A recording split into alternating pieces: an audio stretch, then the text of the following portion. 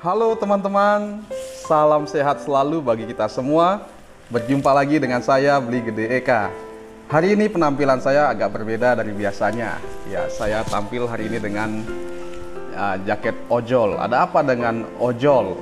Ya, hari ini saya ingin bercerita tentang bagaimana kronologi saya sembuh dari asam lambung. Ya, dan tentu ada kaitannya dengan jaket ini atau dengan profesi ini. Ya. Oke teman-teman, mungkin sudah ada pernah yang saya ajak sharing tentang pengalaman saya ini. Tapi saya ingin membagikan agar semua teman-teman bisa tahu pengalaman saya, bagaimana saya bisa sembuh, bagaimana kronologi saya bisa sembuh dari sakit asam lambung ini, sehingga mungkin bisa teman-teman ambil hikmah dari apa yang saya alami ini. Oke, mula-mula saya ingin menceritakan apa yang saya alami dulu ketika saya mengalami asam lambung pertama kali.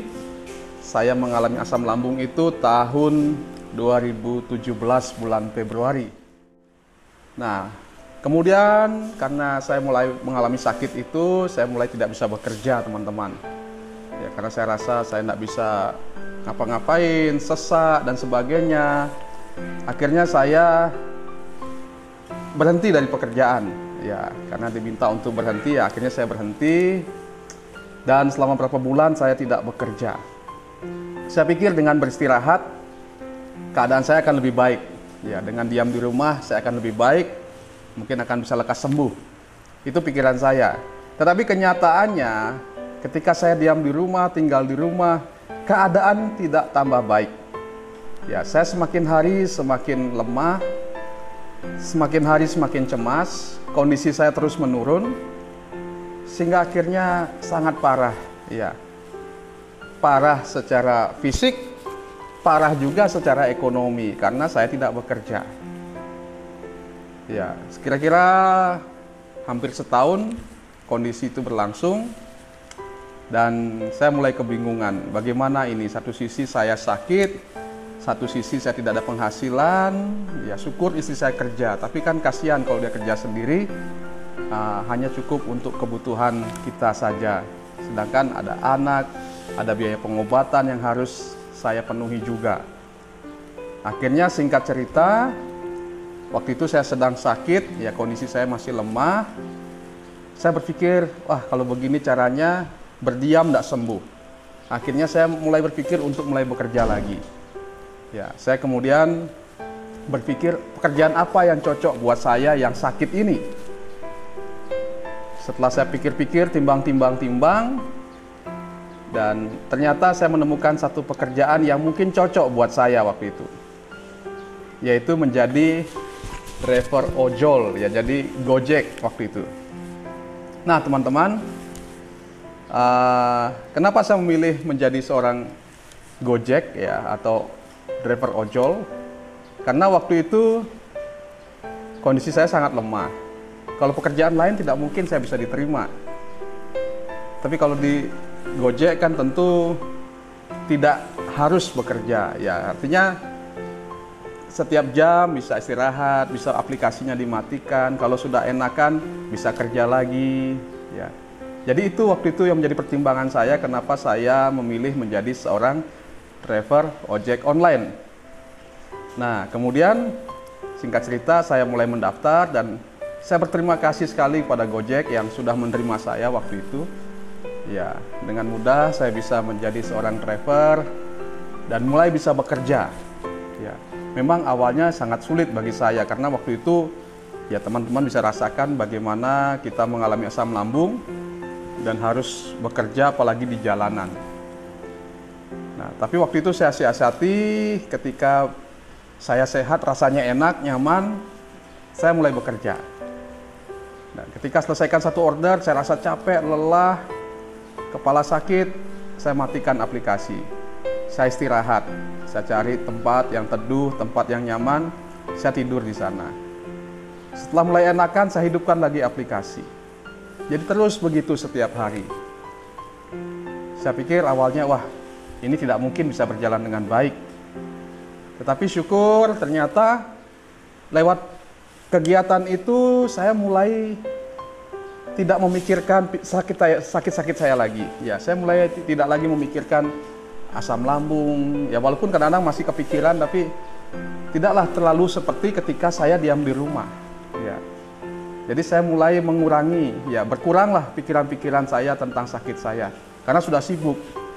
Apalagi senang ketika dapat order, waduh hati senang sekali. Kemudian bisa bekerja, apalagi dapat trip yang bagus, ya senang sekali. Jadi teman-teman, dari situ ternyata kondisi saya semakin membaik. Ya. Yang pertama mungkin karena tidak terlalu memikirkan sakit saya, karena saya sudah mulai bekerja. Yang kedua, senang ketika dapat orderan, ya hati saya jadi senang. Dan tentu saya ada aktivitas, ya. Dan dari situ saya mulai bangkit, dan akhirnya puji syukur oleh pertolongan Tuhan, ya melalui kegiatan ini saya bisa move on, saya bisa bangkit dari keterpurukan saya. Sebelumnya saya merasa lemah, saya merasa tidak mampu, cemas, bahkan rasanya sudah tidak ada harapan, paling sudah tinggal tunggu mati. Itu pikiran saya waktu itu. Tapi syukur melalui kegiatan ini, melalui pekerjaan menjadi driver ojol ini, saya mulai ada semangat hidup. Ya, mulai ada harapan, wah saya bisa bekerja, saya bisa beraktivitas, saya masih bisa menghasilkan, walaupun tidak seperti teman-teman yang sehat ya. Ya waktu itu, tapi setidaknya bisa mencukupi kebutuhan saya di rumah, bisa belikan anak susu, ya, bisa beli obat walaupun bukan obat yang mahal, obat-obat yang murah, ya bisa membantu memenuhi kebutuhan keluarga di rumah, beli gas dan sebagainya. Dan puji syukur dari sejak itu kondisi saya terus membaik. Dan saya tahu memang Tuhanlah yang menyembuhkan saya, tetapi prosesnya lewat kegiatan ini. Nah, apa yang saya ingin bagikan ke teman-teman melalui pengalaman ini? Teman-teman, ya setelah saya sharing dengan banyak teman, saya melihat ada banyak kesamaan di antara kita. Ya, dari sensasi yang kita alami, dari pengalaman-pengalaman yang kita alami. Nah, saya ingin berbagi hari ini bahwa teman-teman harus bangkit. Nggak harus jadi driver ojol ya. Nggak harus jadi Gojek, Grab, dan sebagainya. Teman-teman bisa beraktivitas sesuai dengan profesi masing-masing, sesuai dengan pekerjaan masing-masing. Tetapi yang penting jangan berdiam diri. Karena ada banyak teman yang mengeluh kondisinya semakin parah. Setelah saya tanya memang tidak ada kegiatan. Tinggal di rumah, cemas, takut. Ya, teman-teman, sakit ini sebenarnya sakit biasa. Hanya karena kita terlalu cemas, apalagi kita diam di rumah, keadaan kita semakin cemas, semakin panik, rasanya tambah berat. Oleh karena itu, teman-teman harus move on, harus bangkit. Ya. Mulai cari kegiatan, makanya saya bilang di salah satu video, ayo cari kegiatan yang teman-teman sukai. Ya, bila perlu, mulailah bekerja kalau memang ada pekerjaan yang bisa. Ya, cari pekerjaan-pekerjaan yang bisa teman-teman kerjakan. Sehingga teman-teman tidak terfokus dengan sakit ini. Sehingga teman-teman bisa melupakan sakit ini. Karena sakit ini nggak perlu dipikir sebenarnya. Ini sakit biasa. Hanya kalau kita pikir jadi luar biasa. Makanya jangan dipikirkan. Bagaimana kita bisa melupakan sakit ini? Ya dengan beraktivitas. Dengan kita berkegiatan. Kalau kita diam di rumah, pasti pikirannya sakit ini terus kita pikirkan. Cemas lagi. Tapi kalau kita beraktivitas, kita akan lupa dengan sakit kita. Kita akan lupa dengan persoalan-persoalan kita. Sehingga kondisi kita akan semakin membaik, keadaan tubuh kita akan semakin baik, pikiran kita juga akan semakin baik.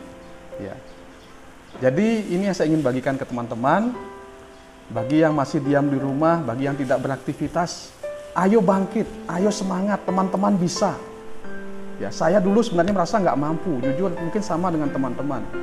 Apalagi waktu itu kondisi saya sangat memprihatinkan, ya kurus sekali, lemah, tetapi saya paksakan, saya mulai belajar naik motor.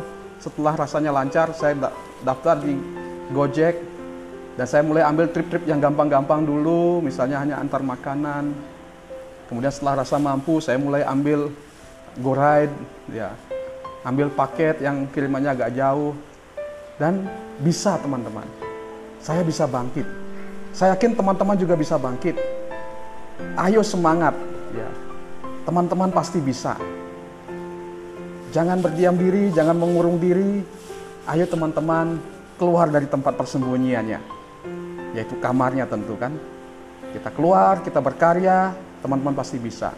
Dengan teman-teman berbuat demikian, maka niscaya teman-teman akan bisa lekas sembuh.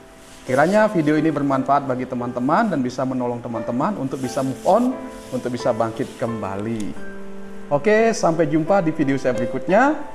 Salam sehat selalu bagi kita semua.